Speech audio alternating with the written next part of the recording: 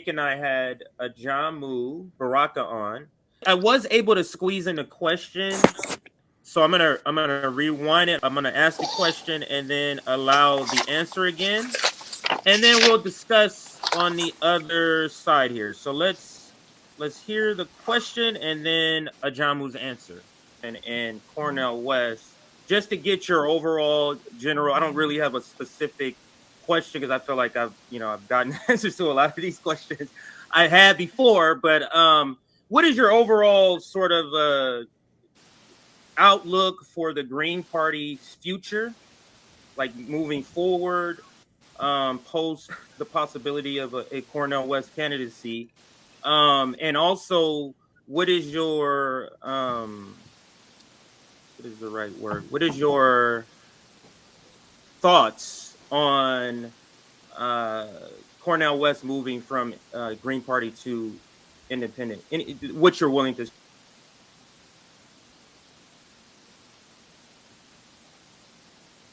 I've shared this with Cornell. I think Cornell made a historic mistake by basically abandoning a apparatus, a structure that in fact could have resulted in him being on the ballots in key states. He in fact provided a gift to the Democrat Party under the guise that they were going to build an independent effort that was going to get them on the ballot.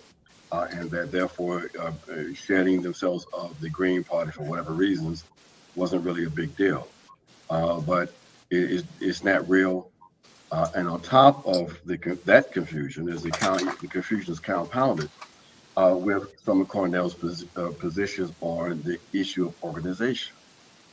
He's making this argument about the parties and the impediments of parties and this and that, but we know that basically an unorganized people are not going to be able to resist. Absolutely. Okay. So I'll pause it there, and then we'll listen to the second half. And I'll just open it up to the table before I just start going around. Whoever wants to kind of speak, who's feeling something about the clip so far. Chuck, I see you nodding your head. Did you want to chime in on what do you think? I'll wait for others. Well, this is exactly what my first impression was when he switched from Green to Independent, which is that he's taking himself out of the race. He's removing himself from 17 state ballots. That's the bottom line.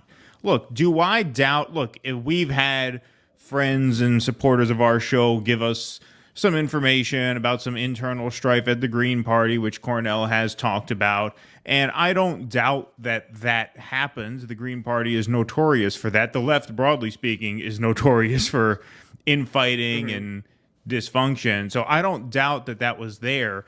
The question is, was that more insurmountable at the end of the day than the task of going from 17 ballots to 0 ballots? The Greens were on the ballot in California. The Greens were on the ballot in Texas. In those two states alone, you need a combined 332,000 signatures to get on the ballot. 219 for California, 113 for Texas. And everybody who collects signatures knows that the actual number you need is not the real number you need, right? The technical number you need is what you need to be validated. Of course, the Democrats send their lawyers in, right? They check everything. If you don't dot an I or don't cross a T, a lot of signatures get invalidated. So really, you're talking about almost 500,000 signatures that you need in those two states alone in order to be on the ballot in California and Texas. Whatever hoops he had to jump through, whatever red tape he had to cut through to make it work with the Greens, does not seem to me that would be more work than starting from scratch on 0 state ballots. Just California and Texas alone is a gargantuan task. The Greens already had those in the bag. Done. And the real tragic thing about this, there are two really tragic things about this. Number one, Cornell West is polling at 9% now. Last Fox News poll had Cornell West at 9%, which means if he were on ballots, that would be a big deal. It'd be a big fucking deal if he were polling at 9% and actually on state ballots. He's not on any ballots, right? That's the first thing. The second thing, I mean, we always knew RFK was really a bullshit anti-war candidate because of his stance on Israel. But now that it seems like World War III has been lit up on this second burner, this like Middle Eastern front, right? We knew it was cooking on the Ukraine-Russia front. Now it's cooking on the Israel-Palestine-Iran front. Now that is burning hot, Cornell is really the only true anti-war candidate in the race who has any significant polling, in the sense that his stance on both of those two issues are far and away the best of Trump, Biden, RFK, and himself. And so isn't it a crying shame that the one candidate who is at least is against both of these fronts for the Third World War has voluntarily taken himself off of 17 state ballots? Yeah, and the best case scenario, the best face you can put on that is if you look at how he's handled this with the People Party to the Green Party to now independents. The best interpretation is he's a great intellectual, a great philosopher with just no concept of how to do this. That's your best face on it. Worst face on it, I mean, for me, I don't think Cornell's grifting. I don't think it's a Marianne book tour kind of situation. But at the same time, does he really want to get nadered by these people? Right? He's welcome on CNN. Anderson Cooper tears up when he speaks. Right? Does he want to sacrifice that? Does he want to sacrifice that? Now, I'll give him enough credit to think it's the latter, because I don't think he's that foolish that he doesn't understand that he's not going to get on any ballots. It keeps reminding me of the line when these people, Marianne and Cornell, they go, and RFK, they go around on these shows like they're running for president. It always reminds me of the thing in Glenn Ross where Jack Lemmon thinks he closed the contract, and the big reveal is, no, they just like to talk to salesmen. They just like talking to salesmen. They're insane. That's what these guys are. They just like talking to podcasters. 100%. I don't know if I'm the right person to talk to about this, because let's get the non-electoral perspective. It would be nice to hear, because you don't have any investment in this. You're just like, this is what I see. I'm about to tell all of you that you're wrong. That's what I'm saying. You know what I mean? Which, I mean, listen, everybody's up to their own interpretation. However, it's ridiculous to think that the Green Party, even if Cornel West runs in the Green Party, that they're going to let them get 5%. They're not going to let them get 5%. I mean, anybody who's been paying attention to electoral, y'all, they were suing to get Green Party candidates off of ballots. Look what they did to Matthew Ho in North Carolina. They're not going to let you get 5%, period. And I understand like the excitement that Cornel West, I love Cornel West. I think he, as Russell said, he's a great intellectual. He's so cool and charismatic. Like, I like him. He's funny. He's charming. I like him. He's a shit politician. One. Number two, it doesn't matter, y'all. They're never going to let the Green Party or the Libertarian Party get to 5%. If you get to 5%, they'll just change the rules. Oh, you got to get to 7% now. They'll just change the rules. We've seen that. We've seen them doing it time. That's why I just don't understand the obsession with spending so much of this energy. And listen, I was really hopeful. For me, I don't do electoral. You guys know I don't do electoral politics. I don't give a fuck. But I was hoping that Cornel West would use his coolness and his charisma and his, that ability to bring people together, and actually try building coalitions and building a movement. And I just don't see that either. So it's like, I've completely lost interest. I think, I still think he's cool, but I just don't.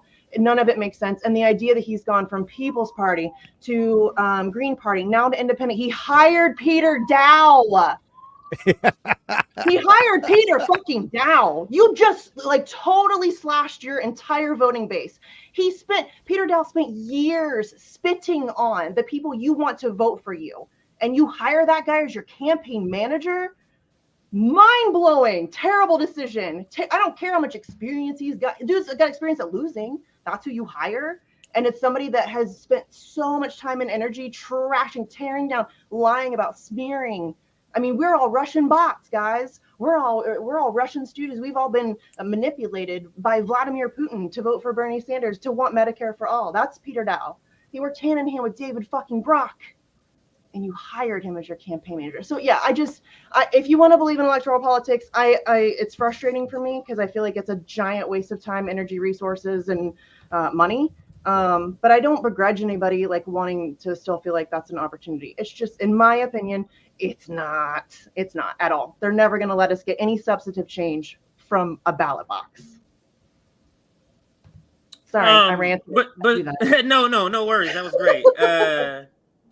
I just lost what I was gonna say. So, Chuck, if you wanted to chime in, you can, sir. Sure, and that's why I like to hear everybody, because I always try to find out what, we've had this conversation, CJ. What are the points that connect and what are the points that disconnect? And I always find myself in a little bit as an island, right?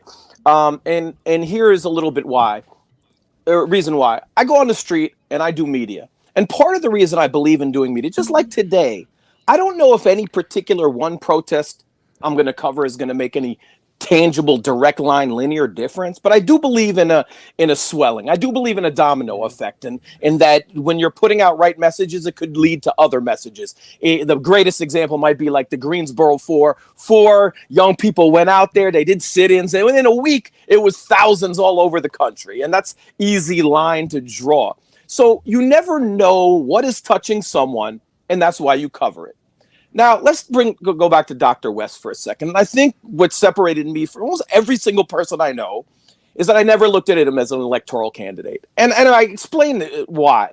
That he has no chance of winning. That if a poll came out tomorrow that said he had a 60%, he was winning 60% of the popular vote. And every billionaire would come after him.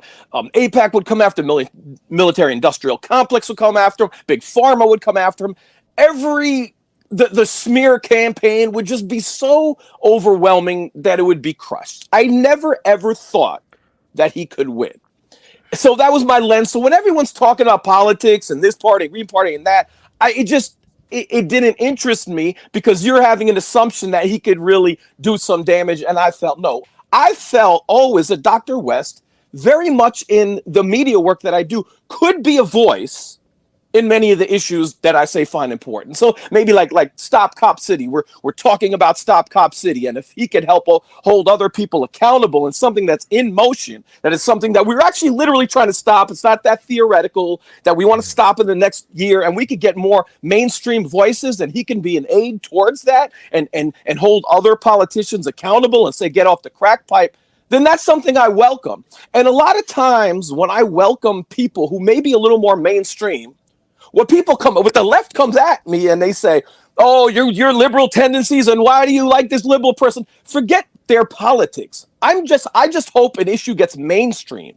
And that is a very different thing, because maybe someone like myself, who's covered anti-war protests for 10 years, is tired of looking at the same 150 people forever. And you want to see these things grow. But there's a territorialism on the left that when somebody of a more liberal bent that could mainstream something, we attack them rather than saying, okay, this issue is being mainstream, but let's take control of that issue, but still welcome the mainstreaming. And that is the lens that I continue to look at Dr. West with, if that's helpful to this debate.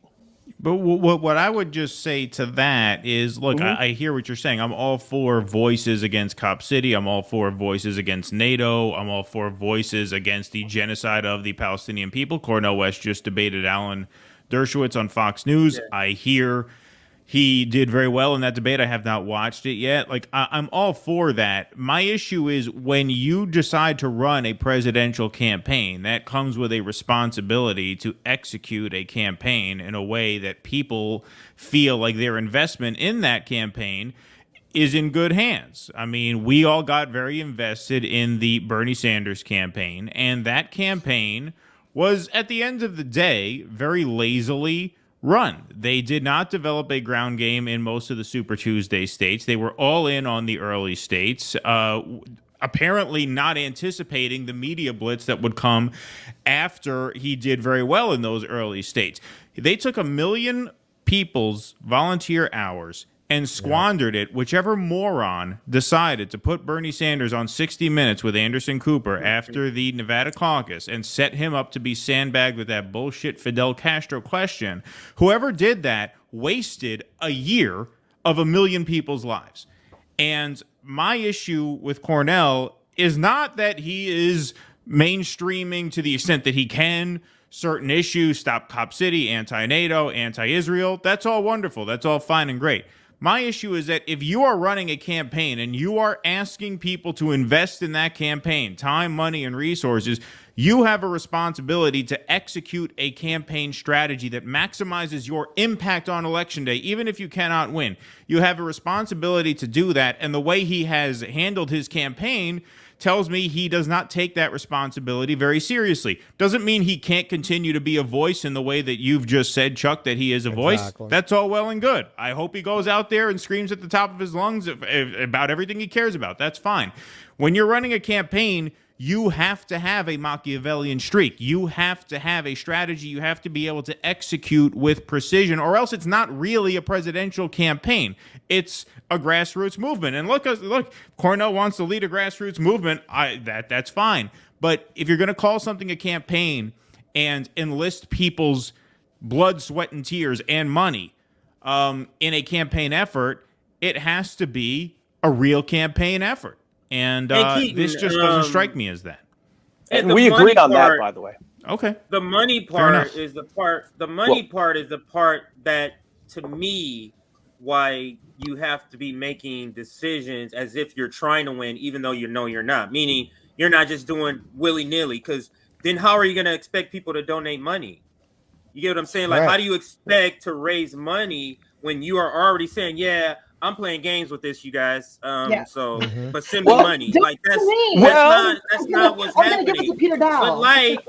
But this is what I do think. I think this is one and the same, and this is what Ajamu Baraka was saying. I'll bring up the video to let him finish saying.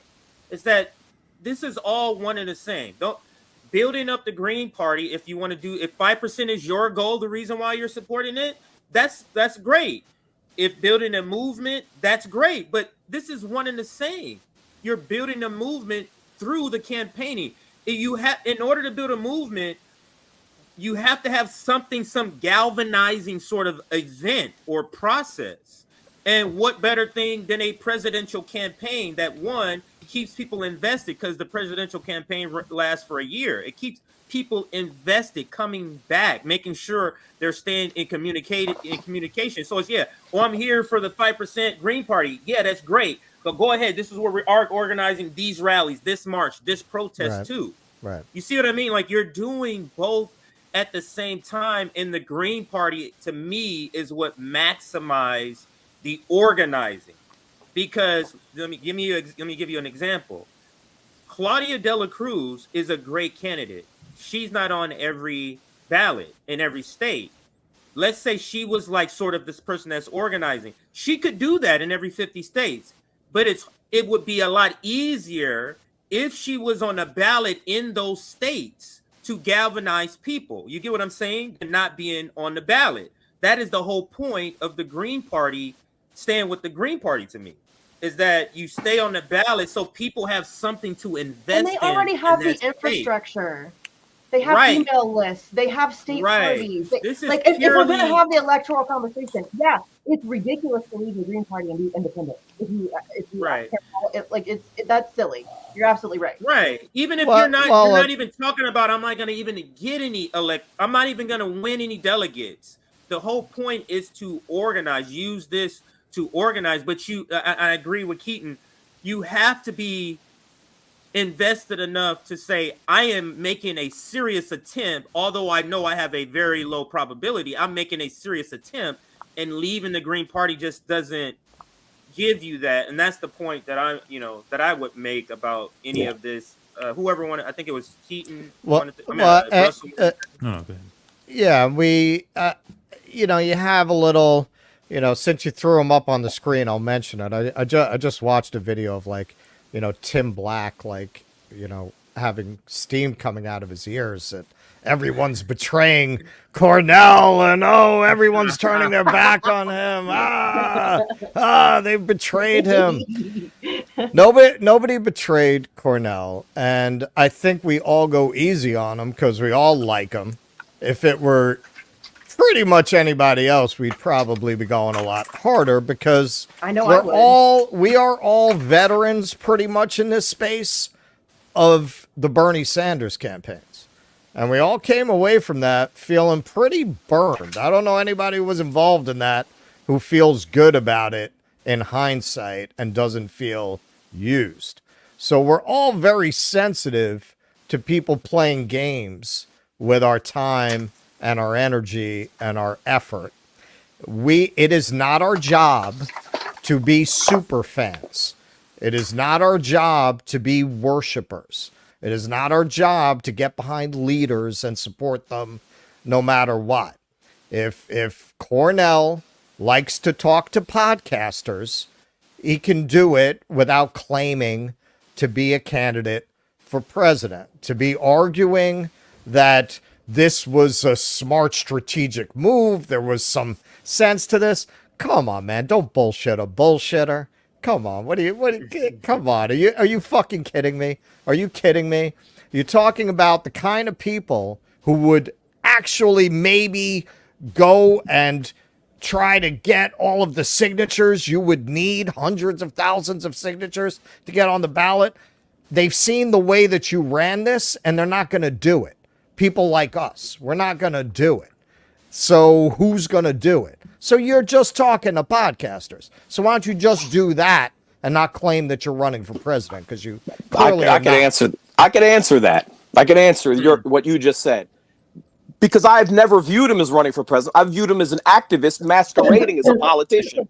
That the politician is just a vehicle for his activism. I'm someone who interviewed him 10 years ago in the streets advocating to free Palestine in 2014 when it wasn't too popular at all. And I've had some issues with more recent remarks. But he's been in the streets of Standing Rock. I've interviewed him. I've seen him twice at Ferguson. I've seen activists hug him. Thank you. Everybody left. It was in October 2014, after everyone left. I've seen him in the D.C. streets. He is an activist that a lot of times only the activists know.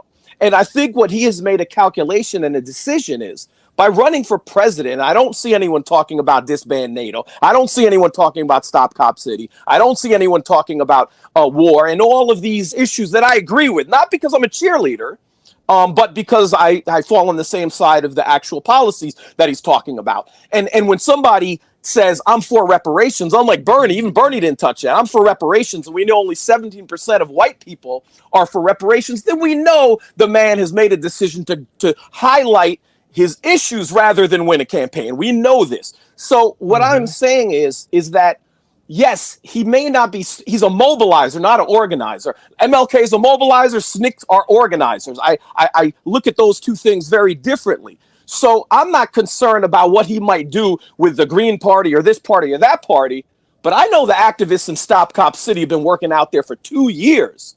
And if he can help give voice to help activists out who already have their bodies on the line, and 61 of them are facing RICO charges and 42 are facing domestic terror charges. Can he help from that perspective? And I can't stop this disconnect when everyone talks strictly from an electoral perspective. Now, that's my view. You could say that maybe that's wrong, but that's how I always viewed him. And once you view him that way, things change. I mean, if that is the motivation, then why not stay with the Green Party, where you're going to have that visibility? What he did here, and again, in the end, I don't think he's that foolish. I think he knows exactly what he's doing. I don't think it's a book tour. I don't think it's a grift. Yeah, maybe it is that he feels running for president will elevate issues, as you say. But in the end, he didn't want to elevate those issues to the point that he's not going to be welcome on CNN anymore. And if he had run as a Green and Nadered himself, that's it.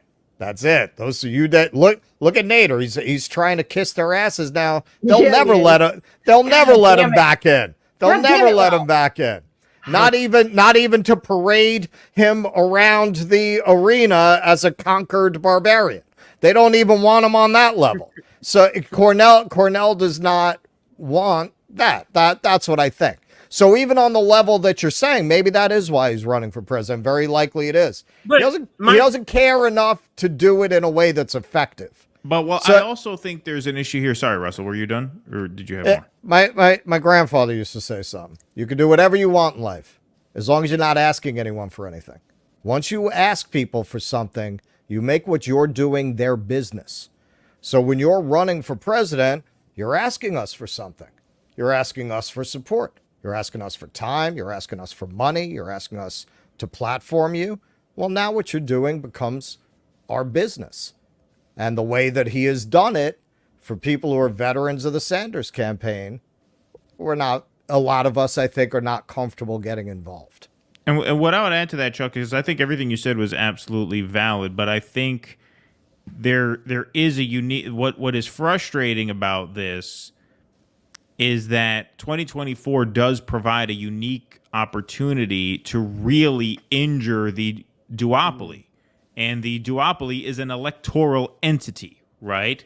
And so that's why I think we are looking for someone who can organize an electoral force, because we are facing an election between two failed former presidents, one incumbent and one former president. There has never been a better opportunity, I would argue, in American history, not since the pre-Civil War, for the two-party system to be injured. And so, when you talk about Cornell using his candidacy as this sort of vehicle for movement building, as much as, I'd be all for that, and to a certain extent I am still for it.